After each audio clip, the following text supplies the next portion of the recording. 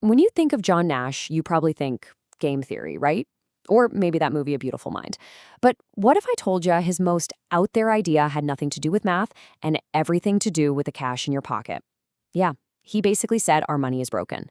So in this explainer, we're going to dive deep into his wild vision for what he called ideal money. All right, let's just jump right in. To really get what Nash was talking about, we got to start with a question. And it's a question so simple, so basic that most of us, well, we just never even think to ask it. No, seriously. Think about it for a second. Is the money in your wallet high quality? I mean, we expect good quality from everything else, right? Our water, our power, our internet. If it's not reliable, we're on the phone complaining. But when was the last time you stopped and asked, hey, is my money actually any good? This is where Nash's big idea comes in. He said we should think of money just like a public utility. You know, a good utility is reliable, it's stable, it's predictable. But our money today? Not so much. Its value is all over the place. It's constantly losing its quality, that's what inflation is, and it gets messed with for political reasons. It completely fails the basic quality test we'd put any other service through. Okay, so what's the real problem here? According to Nash, it's not just that we put up with this bad money. The crazy part is that a whole school of thought has popped up that says this badness is actually a good thing. You know, for hundreds of years, there is this rule in economics called Gresham's law. Super simple concept. Bad money drives out good. What's that mean? Well, if you have two coins, one made of pure gold and one that's kind of junky, you're going to save the good one and spend the bad one, right? So the bad money is what stays in circulation. But what Nash pointed out was that somewhere in the 20th century, a weird flip happened. Economists started thinking, hey, maybe this isn't so bad after all. He called it a quasi-doctrine, and it's heavily influenced by the famous economist John Maynard Keynes. The whole idea is that a little bit of badness, that slow, steady drip of inflation, isn't a mistake. It's not a bug. It's a feature. The thinking goes that if your money is always losing a little bit of value, you're more likely to spend it now instead of saving it, which, in theory, juices up the economy. And Nash thought this whole mindset was summed up perfectly by that famous Keynes quote. The logic is basically, hey, why worry about the long-term quality of our money when we can use it to boost the economy right now? It's all about sacrificing that long-term stability for a quick, short-term win.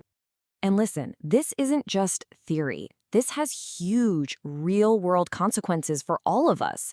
I mean, if you have no idea what your money is going to be worth in a year or 10 years, how on earth can you sign a long-term contract? How can you save for retirement? How can you get a 30-year mortgage? It turns the whole thing into a massive gamble for everyone involved. Unstable money just makes planning for the future almost impossible. So, okay, if our current system is the problem, what was Nash's big solution? Well, he proposed something pretty radical. A completely new kind of money, designed from the ground up with one goal in mind, stability. He called it ideal money. And this is where he just flips the whole script on what money is even for. Nash argued that money shouldn't be a tool to goose the economy. No, it should be a stable, boring, reliable standard of measurement. Just like we have the meter for length or the second for time, he believed its value should be just as fixed and just as predictable. And this ties right back into Nash's own backyard, game theory. See, in the big game of economics, money is like the lubricant that lets all the gears turn. It lets us trade, cooperate, transfer value back and forth. So it just makes sense, right? The better the lubricant, the more stable and reliable the money, the smoother the whole economic machine runs. And that means better results for everybody. Now, Nash wasn't naive. He was a total realist. He knew that getting a bunch of politicians to suddenly adopt some perfect new currency, yeah, that was never going to happen overnight. So instead, he spotted a trend already happening out there in the real world, a trend he thought could naturally, slowly evolve us toward better money. What did he see? Well, he noticed that central banks all over the world, it actually started in New Zealand, were doing something new. They started publicly announcing their target for inflation. And you've probably heard it. Usually it's somewhere around 2% a year. Okay, get this, because this is the key. Nash looked at that and didn't see good policy. He saw a confession. Think about it. By saying our target is 2% inflation, what are they really admitting? They're admitting they can control it. And hey, if you have enough control to aim for and hit 2%, then you have enough control to aim for 0. And that's where competition enters the picture.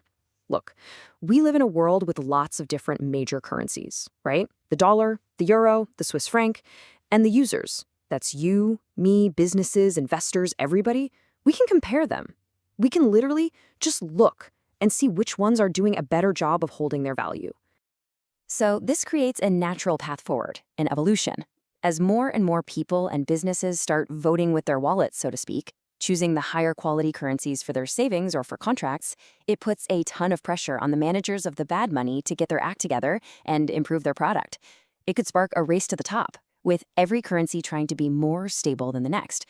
Over time, Nash thought this could push all money toward what he called asymptotically ideal money, basically a state that gets closer and closer to perfect stability. So, where does this all lead? What's the bottom line? This isn't just some dry academic debate for economists. For Nash, this was about a fundamental choice, a choice in how we see the relationship between our money, our government, and us, the public. On one side, you've got this leave it to the experts view. The idea that money is super complex, the public won't get it, so managers should just use it as a tool to hit short-term government goals. But on the other side, you have Nash's view, and it's totally different. He says the public are the customers of the currency, and we deserve a quality product. He believed policies should be open and transparent, and that money's number one job is to be a stable utility that lets every single one of us plan for our own future. And so in the end, Nash leaves us with a really powerful question to chew on. Should money be a fundamental standard, a utility that's as boringly reliable as a meter stick? Or is it just a tool, something to be fiddled with for short-term political convenience? How we answer that question, well, that determines the quality of the money you're holding right now and the stability of your entire economic future.